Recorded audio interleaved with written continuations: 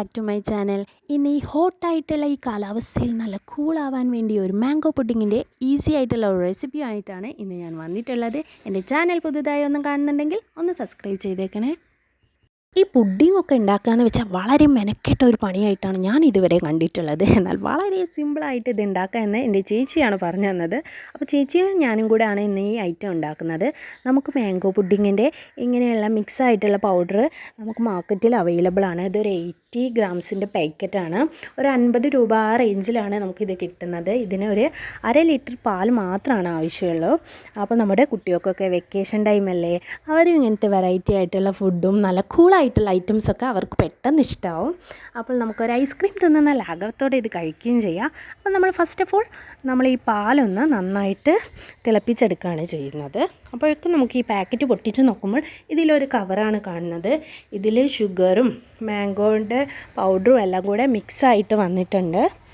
അപ്പോൾ പാല് നന്നായി ഒന്ന് തിളച്ച് വരുമ്പോൾ ഈ പാക്കറ്റ് ഒന്നും ചെയ്യാനില്ല, ഈ പാക്കറ്റ് പൊട്ടിച്ചിട്ട് നമ്മൾ അതിലേക്ക് കുറച്ചായിട്ട് ഇട്ട് കൊടുക്കുകയാണ്. എന്നിട്ട് നന്നായിട്ട് ഇളക്കണം. അപ്പോൾ പാലിവിടെ നന്നായിട്ട് തിളയ്ക്കുന്നുണ്ട്. ഇനി നമുക്ക് ഈ പാക്കറ്റ് ഒന്ന് പൊട്ടിച്ചിട്ട് ഈ പാലിലേക്ക് കുറച്ചായിട്ട് പൗഡർ ഇട്ട് കൊടുത്ത് നന്നായി ഒന്ന് മിക്സ് ചെയ്തെടുക്കുകയാണ് ചെയ്യുന്നത്. നന്നായി മിക്സ് ചെയ്ത് തന്നെ എടുക്കണം, കാരണം ഇത് കട്ട പിടിച്ച് പോകാൻ പാടില്ല. ഇപ്പോൾ ഇതേ നല്ല കളറൊക്കെ വരുന്നുണ്ട്. ഇത് കാണുമ്പോൾ എനിക്ക് ഓർമ്മ വരുന്നത് എന്താ അറിയാം, മഞ്ചൾ മഞ്ചൾ മഞ്ചൾ, അതുപോലെ നല്ല മഞ്ചൾ നിറം തന്നെ ആയി കിട്ടിയിട്ടുണ്ട്. നമ്മുടെ മാംഗോൻ്റെ ആയതുകൊണ്ട് തന്നെ നല്ല മാംഗോൻ്റെ നല്ലൊരു ഫ്ലേവറും വരുന്നുണ്ട്, നല്ല കളറും ഉണ്ട്. ഇത് നല്ല ഫ്ലേവറും ഒക്കെ വരുന്നുണ്ട്. ശരിക്കും നമ്മുടെ മാംഗോ ബൈറ്റൊക്കെ കഴിക്കുന്ന അതേ ഒരു ഫ്ലേവറാണ് ഇത് കിട്ടുന്നത്. കുട്ടികൾക്ക് എന്തായാലും ഇത് ഇഷ്ടപ്പെടാൻ ചാൻസ് ഉണ്ട്. ഐസ്ക്രീമൊക്കെ കഴിക്കുന്ന പോലെ തോന്നും. അപ്പോൾ ഇതൊന്ന് നന്നായിട്ട് തിളച്ച് വരുന്നവരെ ഒന്ന് ഇളക്കിക്കൊണ്ടിരിക്കുകയാണ്.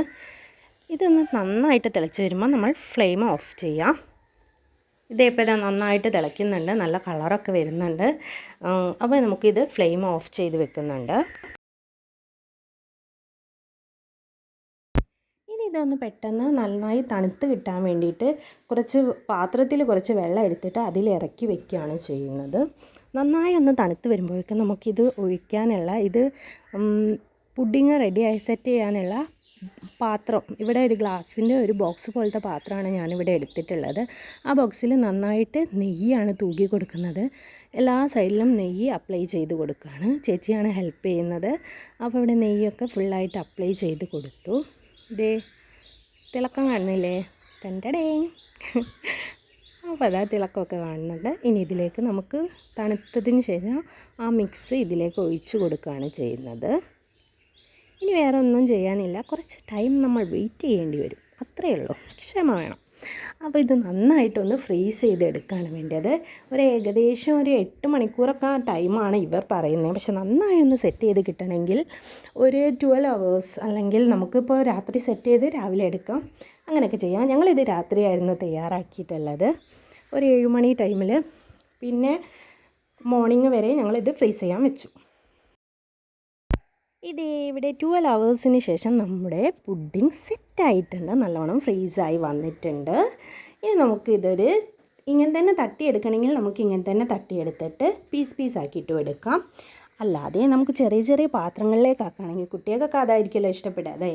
ഇതുപോലെയുള്ള ചെറിയ പാത്രങ്ങളിലേക്ക് ഞങ്ങൾ ഇത് മാറ്റുകയാണ് ചെയ്തത്. നല്ല കളർഫുള്ളായിട്ടുണ്ട്, നല്ല തണുപ്പുമുണ്ട്, കണ്ടിട്ട് തന്നെ കൊതിയാവുന്നുണ്ട് കഴിക്കാൻ. അപ്പം നമ്മുടെ ചെറിയ ആൾക്ക് ആദ്യം കൊടുത്തിട്ടുണ്ട്.